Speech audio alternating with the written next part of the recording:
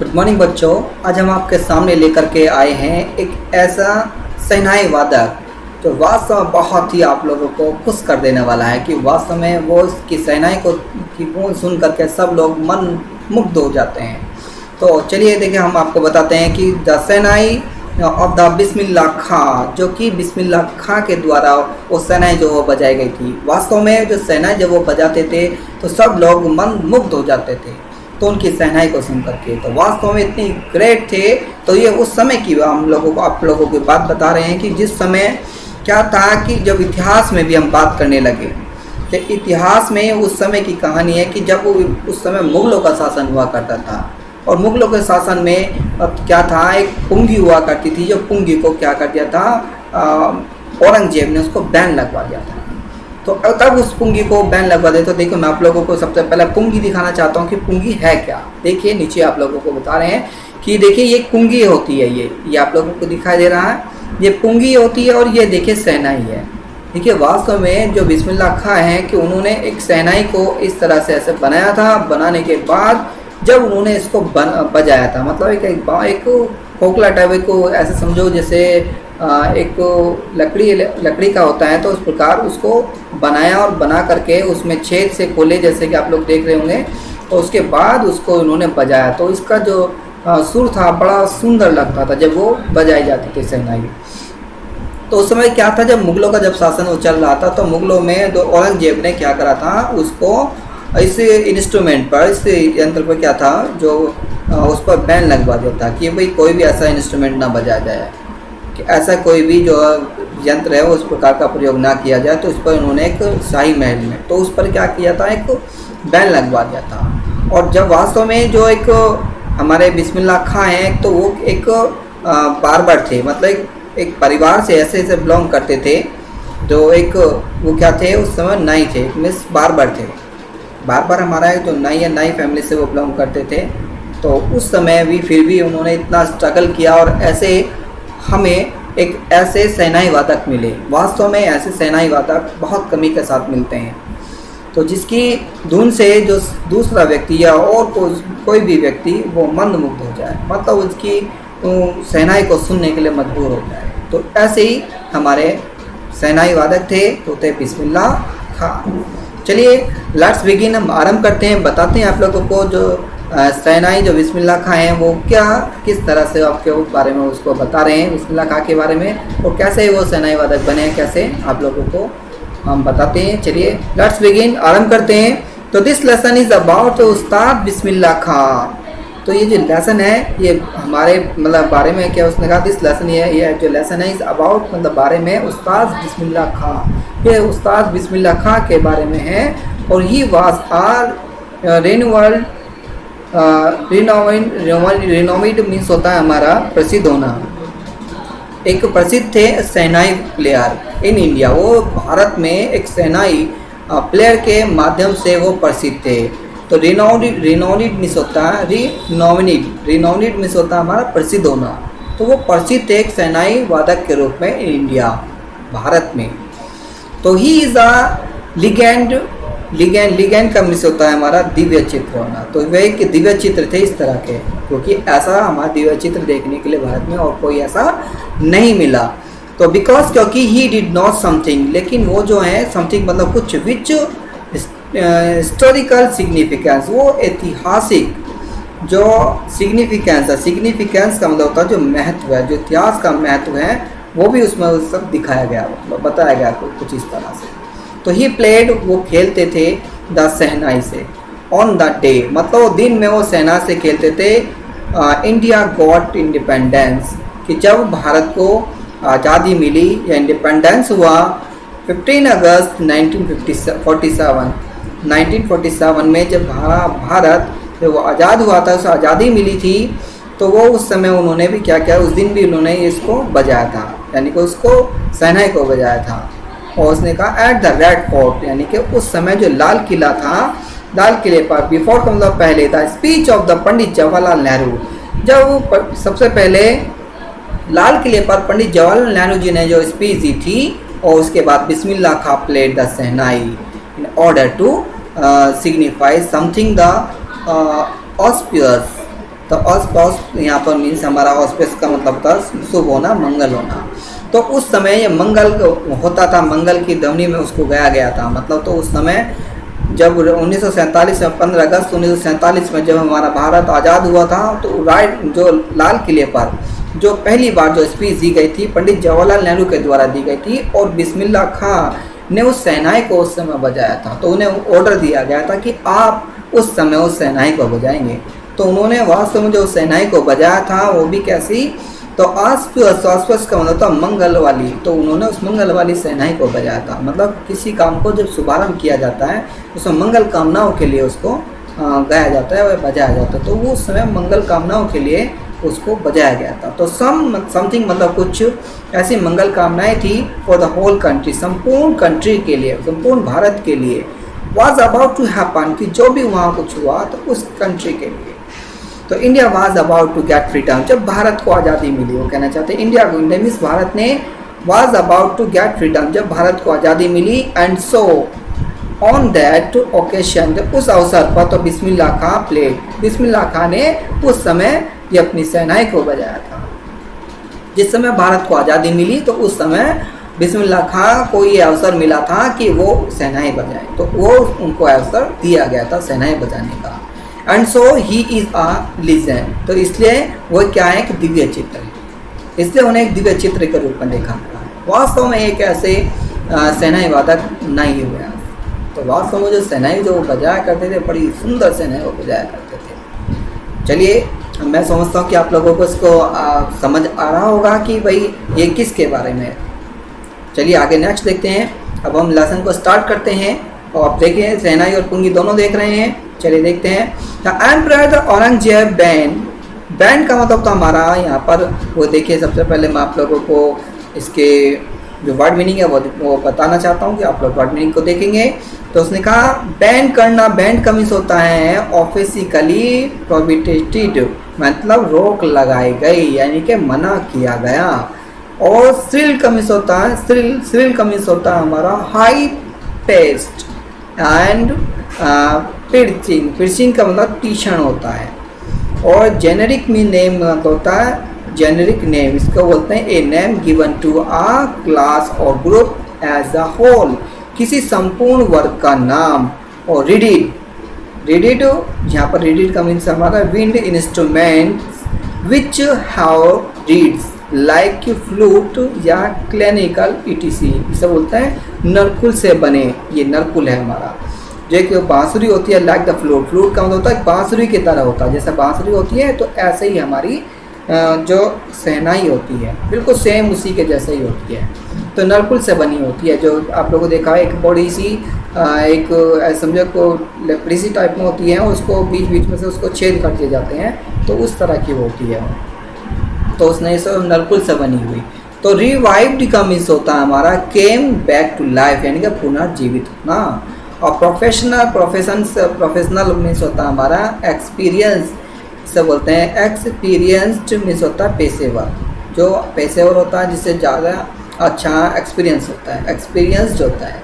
तो ऐसे इसका मीन्स होता है हमारा पहुंच होना, जो पहुंच हमारी होती है। और टोनल, टोनल का मीन्स होता है हमारा टनल, टोनल होता है रिलेटिंग टू म्यूजिकल, यानी कि स्वर संबंधी होना। तो रिलेटिंग मतलब संबंधी से है, और म्यूजिकल जो स्वर से संबंधी हो। और होलो, होलो का मीन्स होता है नॉट सॉलिड, जो खोखला खोखला की या पोला हो, पोला कह लो, जिस प्रकार से आप लोगों को देखा होगा पोला होता है अंदर का भाग वो खाली होता है, उसे पोला बोलते हैं। इसे हम अपनी भाषा में आप क्या कहते हैं, खोखला कहते हैं, जो अंदर से खोखला है, तो उस तरह की बात करते हैं। नॉट सॉलिड, वो सॉलिड नहीं होता है। तो होलो का मतलब होता है खोखला। और स्टेम, स्टेम का मीन्स होता है हमारा ट्रंक ऑफ अ प्लांट, जिसे बोलते हैं हम लोग तना। और रॉयल्टी मीन्स होता है हमारा member of royal the family, इसे बोलते हैं शाही परिवार। और इसने कहा चैम्बर्स का मीन्स होता है large rooms used for formal events, यानी कि बड़े कमरे जिन्हें हम लोग बोलते हैं। देखिए फिर आगे क्या होता है, चलिए। एम्परर द औरंगजेब बैंड, तो एम्परर उस समय मुगलों का शासन था, तो मुगलों के शासन में तो उस समय औरंगजेब थे हमारे। तो औरंगजेब सम्राट, एम्परर का मतलब था सम्राट, औरंगजेब, सम्राट औरंगजेब ने बैन कर दिया था, मतलब रोक लगा दी थी द प्लेइंग का मतलब था उस खेल पर of the music instrument called pungi, जिसका नाम उसे पुंगी पुकारा जाता था, उन्होंने उस म्यूजिकल इंस्ट्रूमेंट पर क्या कर दिया था, वो बैन लगा दिया था कि ये नहीं बजाया जाएगा, उस पुंगी को मना कर दिया गया था। इन द रॉयल रेसिडेंस, जो शाही रेसिडेंस होता था, शाही जहाँ पर निवास था, तो वहाँ पर उन्होंने मना कर दिया था कि ये पुंगी यहाँ नहीं बजाई जाएगी। For it had a thrill, तो उस समय क्या था, एक जो थ्रिल हमारा यहाँ मीनिंग जो दिया गया है, तो थ्रिल का मीनिंग होता है हमारा तीक्ष्ण, तो एक तीक्ष्ण और अनप्लीजेंट, जो कि सुहावनी नहीं थी, उसका जो साउंड जो था मतलब बहुत ज़्यादा तीक्ष्ण और अप्रिय था। अनप्लीजेंट का मतलब अप्रिय, तो उसका जो साउंड था वो तीक्ष्ण था और अप्रिय था, मतलब वो अच्छा नहीं लगता था सुनने में। तो पुंगी बिकेम, जो पुंगी थी वो बिकेम मतलब हो गई थी the generic name for reeded the noise maker, तो उसका नाम जो था, उसने कहा पुंगी जो बिकेम का मतलब तो हो गई थी। पुंगी को एक नरकुल से बनाए गए शोरगुल करने वाले यंत्रों के समूह वर्ग को पुंगी नाम दिया गया था, तो वो ज़्यादा शोर करती थी, तो उसने कहा था पुंगी बिकेम, पुंगी हो गई थी एक जेनरिक नेम। तो जेनरिक का मतलब होता है हमारा किसी संपूर्ण वर्ग का नाम, यानी कि उसका एक नाम रख दिया था संपूर्ण वर्ग का। फॉर रीडिड नॉइस मेकर, तो उसने नॉइस मेकर जो उसको रख दिया था, तो वो होता है मतलब नॉइस मेकर का मतलब तो जो शोरगुल करने वाली हो, मतलब शोर करने वाली हो, जैसे नरकुल से बनाएगा शोर करने वाली सभी यंत्र, तो उसको इस प्रकार का नाम दे दिया गया था। तो फ्यू का मतलब था कुछ, तो उसमें क्या होता है हैड थॉट, तो उसमें कुछ जो सोचा दैट कि इट वुड वन डे, एक दिन बी रिवाइव्ड, कि इसको ही जिंदा किया जाए। जब उस समय की बात है, उस समय की वो बात कर रहा है कि जिस समय सम्राट औरंगजेब ने उस पुंगी को क्या कर दिया था, बैन लगा दिया था, और उसको कह दिया था कि इसे शाही महल में कोई नहीं बजाएगा, और ये कैसी है, ये अप्रिय लगती है सुनने में, ये अच्छी नहीं लगती है। तो उस समय क्या होता है, इसका एक पुंगी का जो बिकेम मतलब हो गया था जेनरिक नेम, इसका एक नेम रख दिया गया था जो कि नॉइस मेकर थी, जो कि क्या थी, वो नरकुल से बनाए गए शोर करने वाली सभी यंत्रों के समूह वर्ग को पुंगी नाम दे दिया गया था, कि ये समूह वर्ग है इसका, और इसका नाम उन्होंने पुंगी रख दिया था। तो क्या होता है, तो फ्यू हैड द थॉट, जब थोड़ा सा सोचा जाता है कि इट वुड वन डे, एक दिन के बी रिवाइव्ड, कि इसको जिंदा किया गया, ए बार मतलब उसको दोबारा से क्यों ना बनाया जाए, इसको दोबारा से क्यों ना जिंदा किया जाए। तो एक बार्बर ऑफ अ फैमिली, एक बार्बर का एक परिवार होता है, ऑफ अ प्रोफेशनल म्यूजिशियन, एक नाई का जो फैमिली है एक नाई की, तो उसमें एक प्रोफेशनल होता है म्यूजिशियन का। तो एक देखिए जो आपको प्रोफेशनल का मतलब हमने बताया, तो एक पेशेवर एक म्यूजिशियन होते हैं, वो एक नाई की फैमिली होती है जो कि एक म्यूज़िक की क्या होती है, पेशेवर होती है, मतलब वो वहाँ पर एक पैसा होता है उनका म्यूजिशियन का, यानी कि जो बजाने का, ये जो बजाया करते हैं बैंड वगैरह, इस तरह का जो एक उनका म्यूजिशियन का एक व्यवसाय होता है उनका। पर वो फैमिली से कौन होते हैं, नाई होते हैं। तो who had a access to the royal palace, तो जो एसिस है, देखिए जो हमारा एसिस का मीनिंग होता है पहुँचना, तो who had access the royal place, अब ये वाली बात जो थी वो एक शाही महल में चले गए, वो पहुँच गई मतलब। तो डिसाइडेड टू इम्प्रूव, और उन्होंने निर्णय किया इसमें इम्प्रूव करने का, मतलब इसमें उसको बढ़ाने का, मतलब जो पहले वो शोरगुल का मतलब उसे समझ लिया जाता था कि ये बेकार है, शोर ही बाकी करते हैं, इसमें कोई अच्छी नहीं है। तो उसने निर्णय कर लिया कि मैं इसमें इम्प्रूव करूँगा the tonal the quality of the pungi, और मैं इसकी क्वालिटी को बढ़ाऊँगा। तो उसने कहा कि जो टोनल है, तो उसने कहा कि मैं उसको टोनल का मतलब होता है जो स्वर संबंधी है, जो इसकी इस तरह की आवाज़ है, जो बेकार साउंड आ रहा है उसका, तो मैं इसकी साउंड को मैं अच्छा करूँगा। तो उन्होंने ऐसा कहा। तो ही चूज अ पाइप, तो उन्होंने क्या किया, एक पाइप को चुना विद अ नेचुरल होलो, जो कि प्राकृतिक होलो था, होलो का मतलब खोखला था, स्टीम ऐसा था बिल्कुल स्टीम की तरह। तो वो कहना चाहिए स्टीम का मतलब हमारा होता है तना। तो एक उन्होंने एक ऐसे तने को चुना जो कि कैसा था, वो खोखला था, पेड़ का एक ऐसा तना उन्होंने उठाया जो कि अंदर से कैसा था, वो खोखला था, होलो का मतलब होता खोखला, और वाज लॉन्गर एंड ब्रॉडर, जो कि काफ़ी लंबा था और ब्रॉडर था देन द पुंगी, पुंगी से कहीं अधिक। तो एंड मेड द 7 होल्स, उसमें 7 छेद कर दिए। वो जो पुंगी जो होल मतलब काफ़ी बड़ा था, वो और उसमें क्या किया उन्होंने 7 होल्स कर दिया, मतलब 7 छेद कर दिए उसमें, वो जो उन्होंने एक तना लिया था लकड़ी का। तो उसने कहा on the body of the pipe, और उस पूरी बॉडी पर उसने पाइप के उसने क्या कर दिए, तो 7 होल कर दिए थे उसकी पूरी बॉडी पर। देख रहे हैं आप लोग, ये जो है यहाँ पर 7 होल्स मिलेंगे। तो उसने क्या कहा आगे कि व्हेन मीन्स जब ही प्लेड ऑन इट, जब वो उससे खेले, जब वो उससे खेले तो इट क्लोजिंग, वो क्या है the closing and opening some of these holes. अब उसने क्या किया, उन होल को कभी बंद कर दिया और कभी खोल दिया। जब उसको बजाने लगे थे वो, तो कभी उसको बंद कर देते हैं उन होल को, और कभी उन्हें ओपन कर देते और कभी खोल देते और कभी बंद कर देते उस होल को जो वो बजा रहे थे। तो सॉफ्ट एंड ग्लूडियस साउंड, तो बड़ा प्यारा सा, सॉफ्ट मतलब बड़ा प्यारा सा, ग्लूडियस बड़ा अच्छा सा, बड़ा मधुर साउंड आया। तो वर्ड प्रोड्यूस्ड, अब वहाँ पर बड़ा सुंदर उसका साउंड प्रोड्यूस हुआ वहाँ पर। तो ही प्लेड, वो खेले द इंस्ट्रूमेंट बिफोर रॉयल्टी, अब उन्होंने शाही से, उससे पहले जो शाही होता है, रॉयल्टी से बिफोर, रॉयल्टी से पहले उस इंस्ट्रूमेंट से वो खेले वहाँ पर। एंड एवरीवन, वो प्रत्येक जो था वाज इम्प्रेस्ड, अब जिसने भी उसकी उस साउंड को सुना तो वो इम्प्रेस हो गया उससे। अब जब इम्प्रेस हो गया, जब भी वो कोई इसका साउंड को सुनता तो वो बड़ा सुंदर साउंड होने लगता, बड़ा एकदम मन मुग्ध कर देने वाला साउंड। तो शाही महल से पहले वो सब ने सुना तो सबको जो वह बहुत ही सुंदर लगने लगा, और ऐसा समझो कि हर कोई जो भी इसे सुनता वह उसे सुनता ही रहता। तो the instrument of so different, अब ये इंस्ट्रूमेंट वो उससे बिल्कुल भिन्न हो गया, बिल्कुल अलग हो गया। फ्रॉम द पुंगी, वो पुंगी से बिल्कुल अलग हो गया। Had to be given a new name, अब उसका एक नया नाम दिया गया एज द स्टोरी कॉज, जैसे कि आपको स्टोरी में दिया जा चुका है।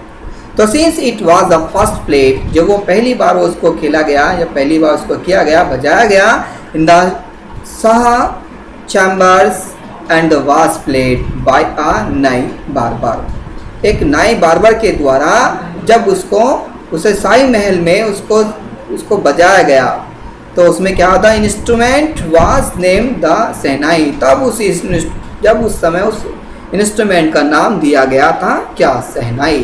तो उस समय उसका नाम बिस्मिल्लाह खां ने शहनाई उसको रखा। तो देखिए किस प्रकार बिस्मिल्लाह खां ने कितनी कड़ी मेहनत के साथ वो शहनाई का निर्माण किया।